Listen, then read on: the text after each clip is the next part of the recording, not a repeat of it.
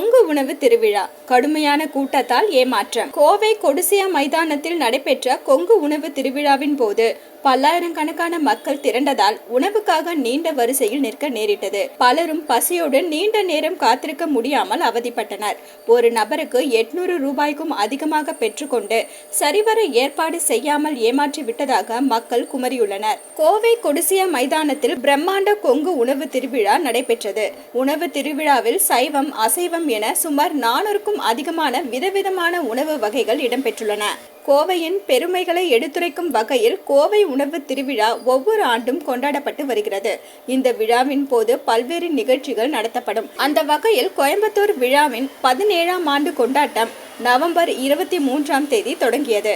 கோயம்புத்தூர் விழாவின் ஒரு பகுதியாக கொடிசியா மைதானத்தில் தமிழ்நாடு கேட்டரர்ஸ் சங்கம் சார்பில் 2 நாட்கள் நடைபெறும் கொங்கு திருமண உணவு திருவிழா மற்றும் கண்காட்சி சனிக்கிழமை மாலை தொடங்கியது. இந்த உணவு திருவிழாவில் தமிழகம் முழுவதும் 1000க்கும் மேற்பட்ட கேட்டரிங் நிறுவனங்கள் பங்கேற்றன.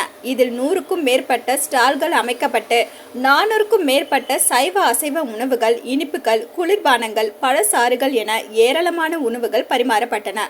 10 விதமான பிரியாணிகள், 150 முக்கிய உணவு வகைகள் உட்பட 400க்கும் மேற்பட்ட உணவுப் பொருட்கள், 100 விதமான இனிப்பு வகைகள் இடம்பெற்றன.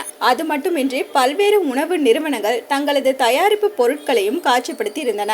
இந்த உணவு திருவிழாவுக்கான நுழைவு கட்டணமாக பெரியவர்களுக்கு 799 ரூபாயும், 12 வயது மற்றும் அதற்கு மேற்பட்ட குழந்தைகளுக்கு 499 ரூபாயும் நிர்ணயம் செய்யப்பட்டது. 5 வயது மற்றும் அதற்கு குறைவான குழந்தைகளுக்கு நுழைவு கட்டணம் இலவசம்.